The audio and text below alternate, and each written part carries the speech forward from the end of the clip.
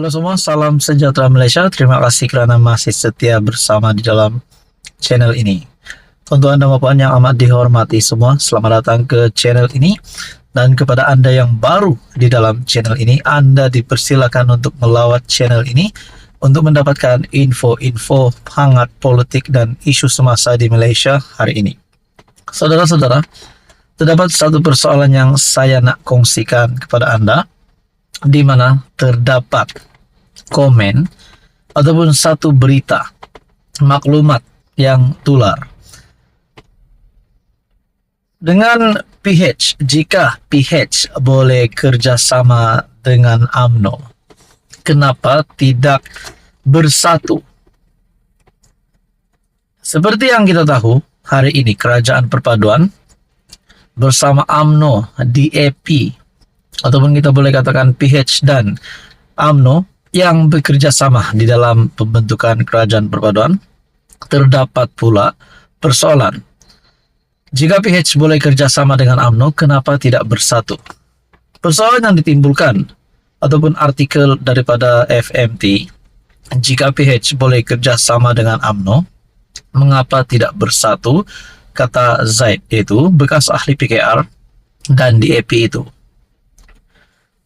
Bekas Menteri Undang-Undang Zaid Ibrahim berkata, PH boleh menjalinkan satu bentuk kerjasama dengan bersatu sebelum PRU akan datang, kerana gabungan itu boleh bekerja sama dengan UMNO. Bekas ahli PKR dan DAP berkata, bersatu juga tidak banyak beza kerana ia adalah parti serpihan daripada UMNO. Sekiranya kami boleh menerima UMNO, sudah tentu parti serpihan seperti bersatu diberi layanan yang sama. Okey, kita stop di situ. Persoalannya, adakah Muhyiddin Yassin sebagai presiden bersatu mempunyai niat walaupun kecil niat itu untuk menyertai kerajaan untuk bersama-sama dengan Pakatan Harapan sebelum pilihan raya umum ke-16. Nah, persoalannya, sekiranya Muhyiddin Yassin membawa satu blok bersatu menyokong kerajaan ataupun menyokong PH menyertai kerajaan, makna kata tinggal lepas dan gerakan dan muda yang menjadi pembangkang, dan mungkin ada lagi beberapa parti politik yang lain. Nah, saudara-saudara, kalau bersatu lakukan ini, kalau Muhyiddin Yassin lakukan ini, sudah pasti yang tinggal di dalam Perikatan Nasional adalah PAS. Dan mampukah PAS survive untuk PRU 16 sekiranya bersatu menyokong kerajaan? Adakah akan memberikan kesan kepada Pakatan Harapan sekiranya bersatu pula menyokong kerajaan ataupun bersama-sama dengan Pakatan Harapan? Bahkan ada yang berkata, selepas UMNO Barisan Nasional menyokong kerajaan, tren pengundian ataupun tren penyokong ataupun pengundi kepada Barisan Nasional dan juga Pakatan Harapan menurun pada PRN 6 negeri pada tahun lepas. Nah, di dalam kenyataan ini juga menyatakan, Zaid yang kini kembali kepada UMNO berkata, PH boleh menjadikan Azmin Menteri Besar Selangor, manakala Anwar kekal sebagai Perdana Menteri. Bersatu adalah parti serpihan UMNO. Ia ditubuhkan pada 2016 dengan bekas Perdana Menteri Dr. Mahathir menjadi pengerusinya. Persoalan yang seterusnya pula yang timbul, kalau Presiden Bersatu Muhyiddin Yassin menyatakan sokongan terhadap kerajaan bersama-sama dengan kerajaan, adakah dengan ini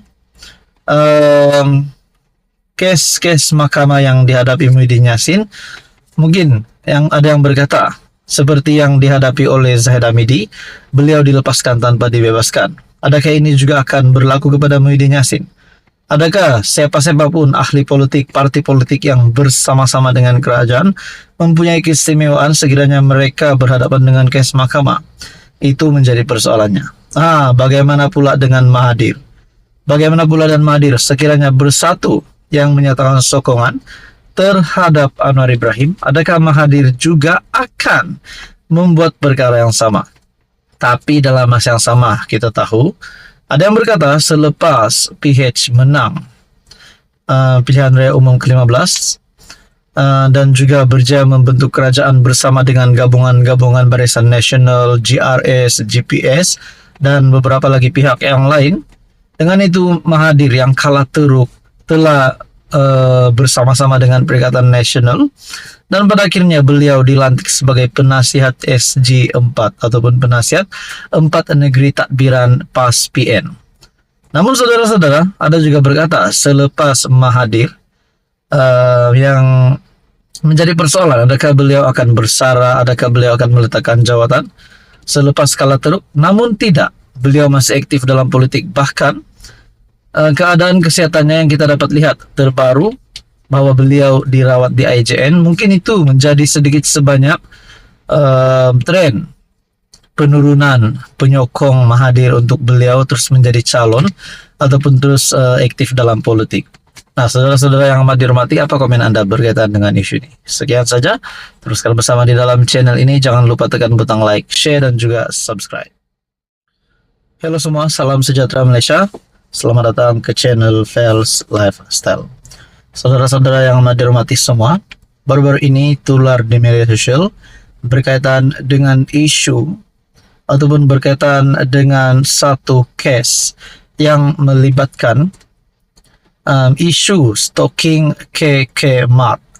Ini sudah pasti menjadi isu yang sangat sensitif dan pada akhirnya ini menjadi perbualan ramai orang. Satu artikel ataupun perkongsian daripada Malaysia Kini. Ini adalah satu pendedahan terbaru daripada MCA berkaitan dengan isu stalking KK Mat. MCA minta Akmal jangan perbesarkan isu stalking KK Mat. Oke, sebelum kita kepada berita penuh, Anda boleh komen di bawah berkaitan dengan isu ini. Sebab saya yakin dan percaya Anda semua sudah pasti, kebanyakannya sudah mengetahui tentang isu ini. MCA meminta Ketua Pemuda UMNO, Akmal Saleh, supaya tidak memperbesar-besarkan isu penjualan stalking yang tertera kalimah Allah di kedai Serbaneka KK Mat. Dalam satu kenyataan di Facebook, Setiausaha Agung MCA, Chong Sin Woon berkata, Akmal juga tidak seharusnya membuat kesaan agar rangkaian kedai itu diboikot secara sembrono. Saya juga ingatkan Ketua Pemuda UMNO supaya tidak memperbesar-besarkan isu stalking KK Mat. Dan jangan bermain taktik boikot membabi buta. Jika tidak, yang menjadi mangsa tetap negara kita sendiri, kata Chong dalam hantaran di Facebook.